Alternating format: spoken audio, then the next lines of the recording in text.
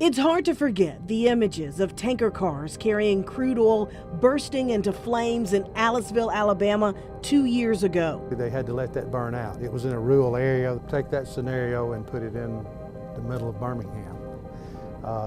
Could have been a lot more tragic. Neil Elders spent 30 years as a train engineer. He says for the most part, rail crossings are safe, but there's always the possibility of danger on the tracks. We go through just about every major city in the state of Alabama and hundreds of small towns. And there are homes and businesses right next to these tracks anywhere you go.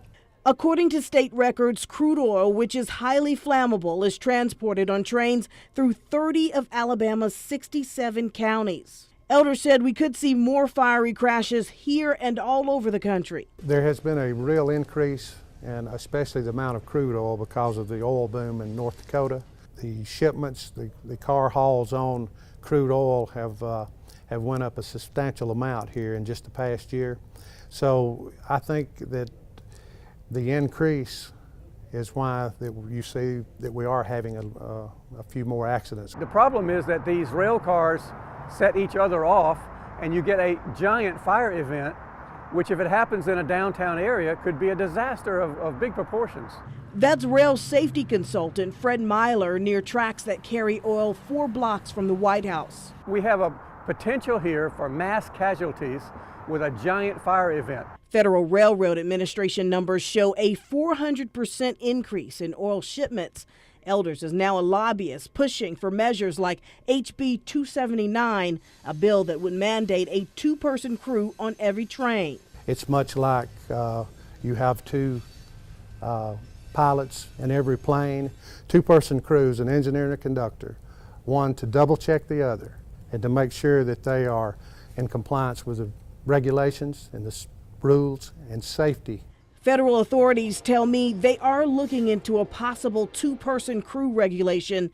As for crude oil accidents, FRA spokesperson Mike England says there has been a 50% decline over the last 10 years. Authorities are taking action. On May 1st, new regulations were issued by the FRA and DOT. Trains carrying oil must now slow down to 40 miles per hour in high-risk communities and ship oil in newer, stronger tanker cars.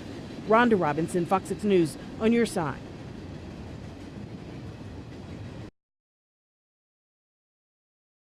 Yeah, it's a little scary. 6 homes in the Buell community evacuated after a train carrying oil derails in Tuscaloosa County.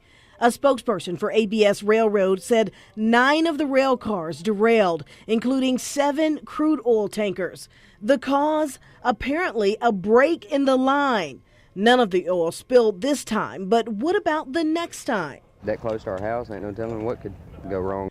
That's a concern echoed by former train engineer Neil Elders. It's dangerous for the moms and the dads and their daughters and sons of the communities that they operate these trains through. I don't necessarily think that you should be worried, but you should be aware. Want to know if an accident can happen near you? Check out the Federal Railroad Administration's accident prediction system. The figures are based on a number of things, including past accidents, speed of the trains, and current traffic statistics.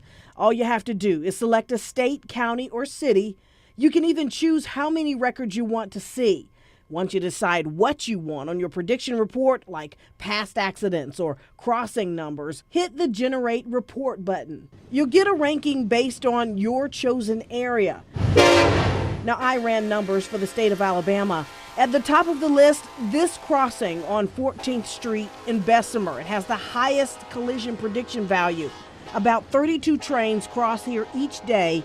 There have been 5 accidents since 2010. Fourth on the list is 24th Street Southwest in Birmingham. There have been 4 accidents.